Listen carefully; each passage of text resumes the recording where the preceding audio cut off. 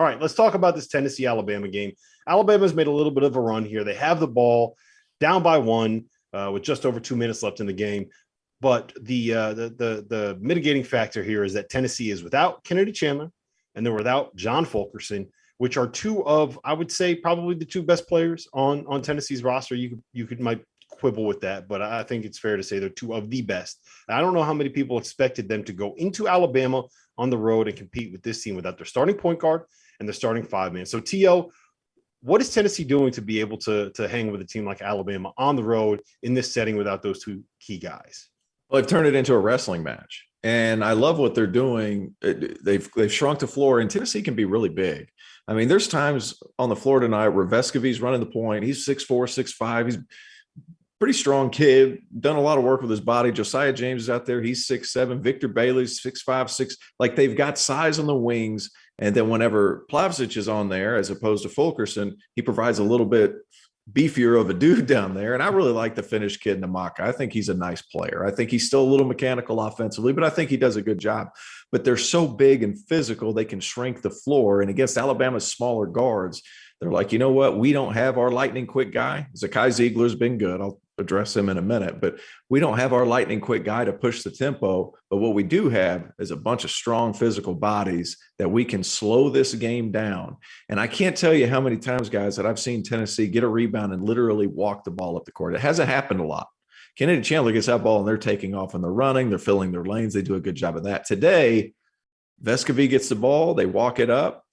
And guys, I played with a lot of European guys that built very similar to Vescovi. He gets his hips on you. He controls where you go. Yeah, he's good. And he is a really, really good player when that game slows down a little bit. I was curious to see how he was going to play with Chandler. He's obviously done some really good things, but you know, they have a good change of pace too. Zakai Ziegler comes in there, man. That guy is Hey, think about this. They arguably their top two guys, or at least two of their most important guys, are out, and they've still played 9 guys on the road in late December. I mean, that's an 11-man roster that Coach Barnes has played 9 guys in this game. And you know, if you say, hey, you know, there's 2 minutes to go, Tennessee is up 1 or whatever it may be. I mean, they've limited Alabama to 40% from the floor, 17% from 3, and Davison has 8 turnovers in this game. They have muddied it up, and they have given themselves a chance to win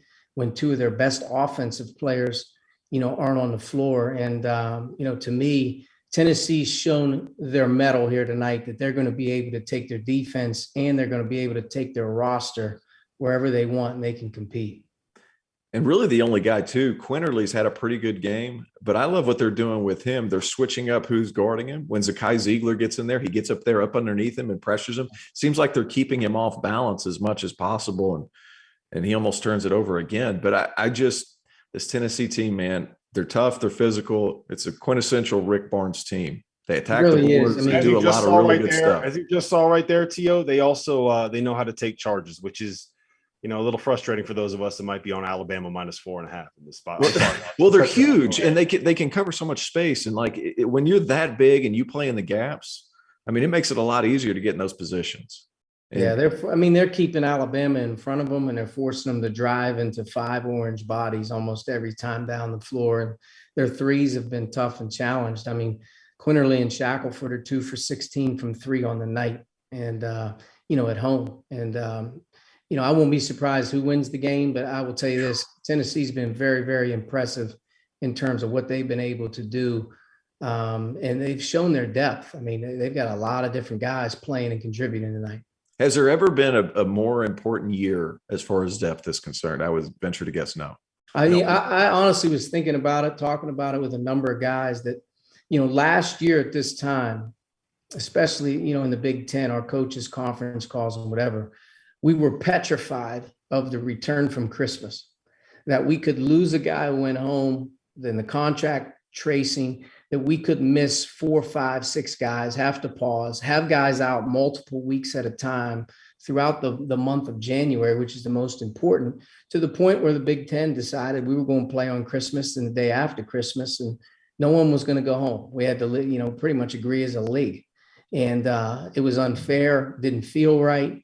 But that was the extreme measure they're going through. This year, I think we've been kind of hit blindsidedly that, oh my gosh, this is raging in terms of the infections. And I think this year could actually turn out to be way worse than last year in these next 2 to 3 weeks as we head, into conference play. The guys are going to be playing like Seton Hall tonight without 3 or 4 guys, Tennessee tonight without multiple guys. And the deeper you are, probably the better you are as you're at this stage of the season. Yeah, and it's not just that they go 11 guys deep, right? It's that they have multiple players at every position and that they can give you different looks. The thing about Tennessee is if they want to play small, they can run those lineups out there with Kennedy Chandler and Zakai Ziegler, and we've seen them do that.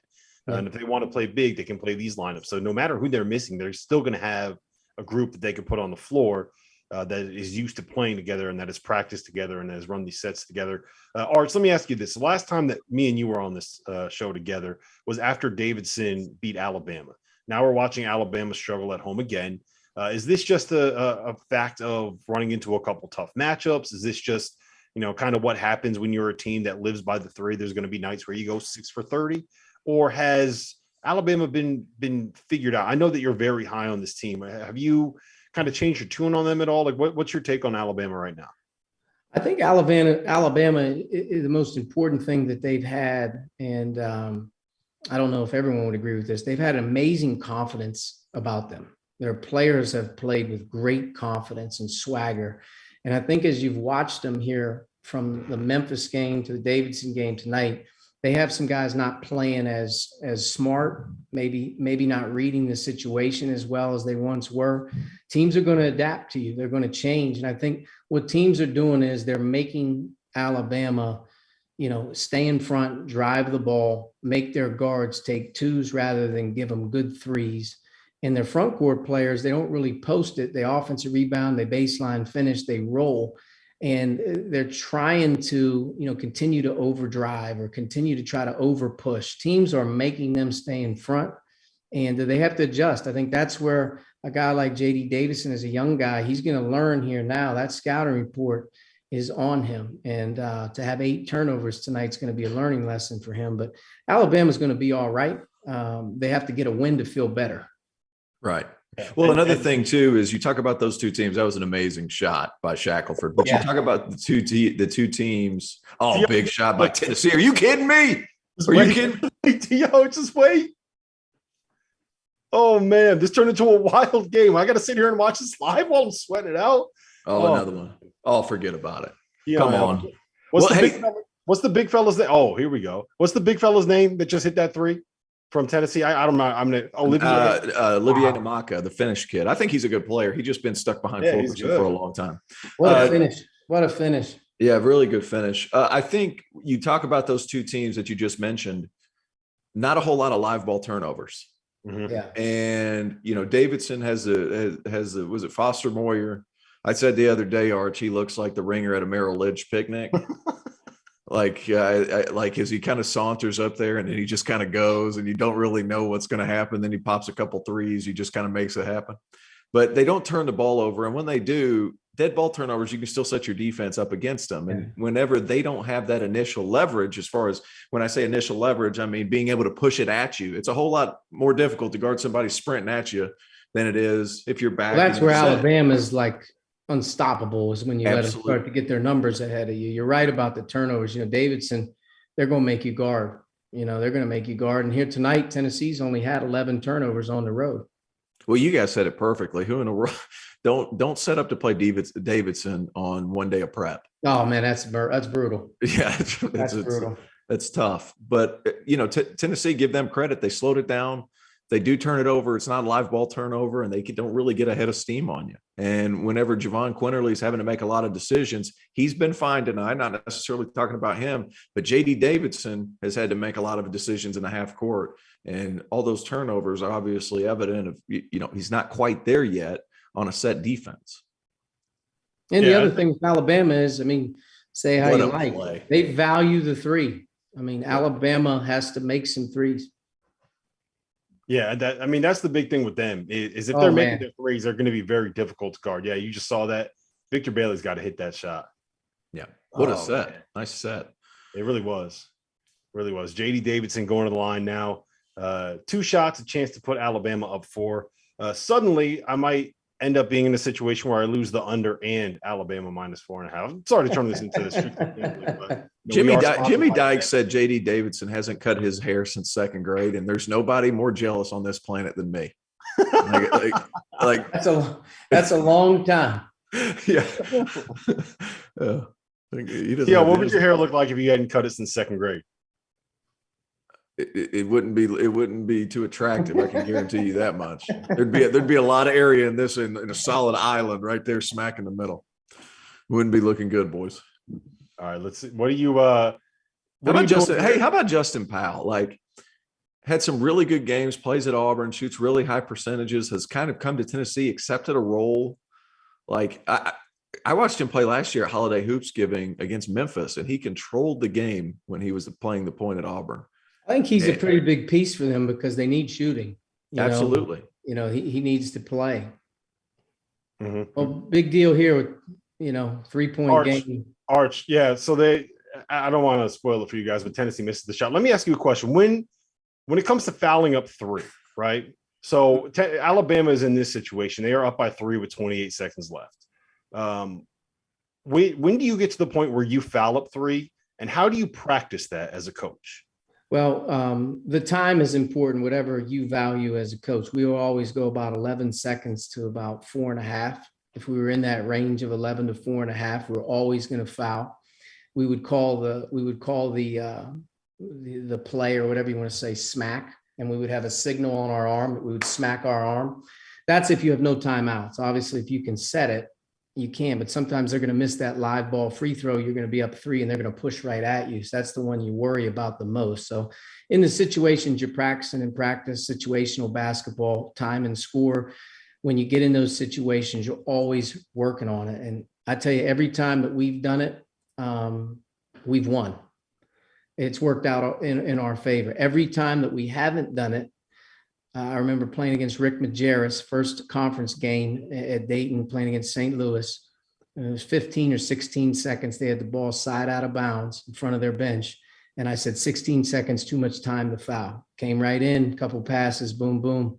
They banked the 3-point shot at. It's just, you have to believe in it. I know certain coaches will do it, certain coaches won't. I think it's the smart thing to do, especially if you have a good free throw team in terms of making them, or you have a team that can rebound the ball on the foul line.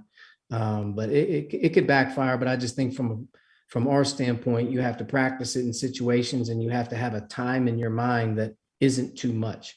Let me ask you this. Is it something where, hey, this team hasn't shot the ball great, we're going to take our chances? Or is it 4.5 to 11 seconds, no matter what, because that's what we do? I think 4.5 to 11 seconds, no matter what, we're going to do it. We never really applied, boy, they're off today, or one of those deals. Sure. I can remember playing against Mike Anderson at Arkansas at home one time. And it was in this situation where we're at the line to go up 4, and we miss a live ball free throw, and boom, it went like 1 pass up the sideline, 3 overtime. It just goes that fast, and just feel like the 3 is the only thing that's going to get you, so for us, it was 11 to 4. We would do it religiously. Hey, Doster, how much money do you have on this game? Is this healthy? What? Is this healthy right now? Let's go cheers. Let's go cheers. It should have been a Miller. Oh man, it was. Hey, here's the thing. I was gonna go grab one, but I realized I drank all of them on Christmas. So don't. Here's to winners, baby. Thank you, Bet Rivers. Hopefully, we'll make them go broke tonight. Anyway, but Tennessee's got Alabama has a way to grind one out, and on a night that wasn't maybe your best, but Tennessee, boy, that's a hard fought game that you had in your hands. And this is conference time now, though, man. They all feel like this. But yeah. What's more impressive? Is it Alabama squeaking one out, or is it Tennessee keeping it this close? I always feel like it's the team that finds a way to win. I mean, you can always play them close, or you have that, great effort and you came up a little short. But sometimes when it's not your best, the pressure starts to become on you, especially at home, when you're in those situations where the crowd's got that moan and groan feel. Sure. And I give Alabama credit, man. This was a big confidence win for them as they move forward. It's almost like a deep sigh of relief. We got those couple losses out of our system, just beat a ranked team at home. And here's the thing. The one thing I'll tell you guys, no one at the end of the season is going to remember who was in the game for Tennessee and who was not. Right. You know, that win is against Tennessee. And I think that's a great win for them. Their resume, the whole deal, as they try to win the SEC. Tennessee's get their guys back, but that's a hard fought game. And you can tell that Tennessee's going to have a great season.